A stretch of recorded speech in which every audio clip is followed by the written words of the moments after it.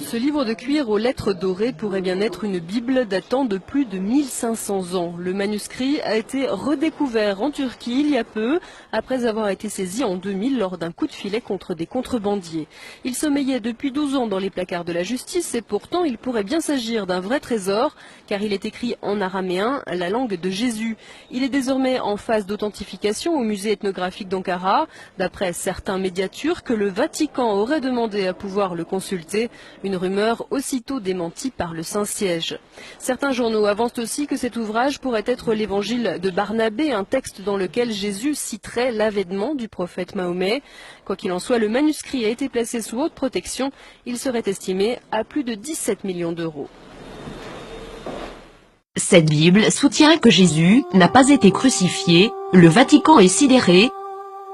Cette Bible a été découverte et gardée secrète, en 2000 et contient l'évangile de Barnabé, un disciple du Christ, qui soutient que Jésus n'a pas été crucifié, qu'il n'était pas le Fils de Dieu, mais bien un prophète.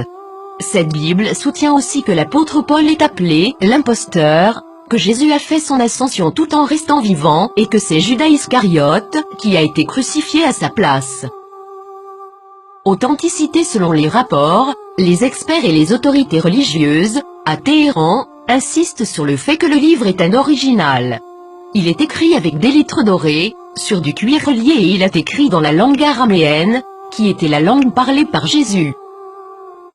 Le texte principal maintient une vision similaire à celle de l'islam, contredisant les enseignements du Nouveau Testament de la chrétienté. Jésus a aussi prédit la venue du prophète Mahomet, qui a fondé l'islam, 700 ans plus tard. Plusieurs croient que, durant le concile de Nicée, l'Église catholique a choisi la forme qu'aurait la Bible, omettant l'évangile de Barnabé, parmi d'autres, et favorisant les 4 évangiles que nous connaissons aujourd'hui. De nombreux textes bibliques ont commencé à faire surface depuis ce temps, incluant ceux de la mer morte et les évangiles gnostiques, mais cette Bible semble tout particulièrement inquiéter le Vatican. Qu'est-ce que cela signifie pour les religions chrétiennes et ses adeptes? Quelque chose d'inconfortable. Le Vatican a demandé aux autorités turques de pouvoir examiner le contenu du livre. Maintenant que ce livre a été découvert, accepteront-ils cette preuve? La nieront-ils? L'appelleront-ils un mensonge musulman, comme l'a fait le magazine Truth en 2000?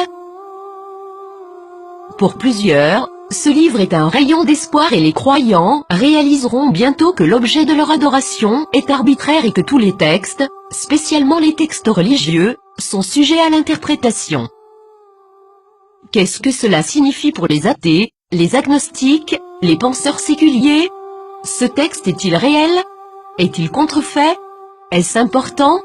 Nous pouvons espérer que cette nouvelle inspirera les religions à se poser des questions, au lieu de pointer du doigt et de tout croire aveuglément. Ne commencez pas à clamer à tous, je te l'avais bien dit.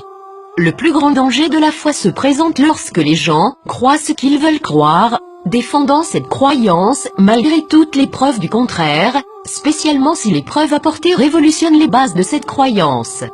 Et le grand coupable, dans tout cela, est le piège de l'ego, rejeter, critiquer les autres parce qu'ils ne sont pas comme vous.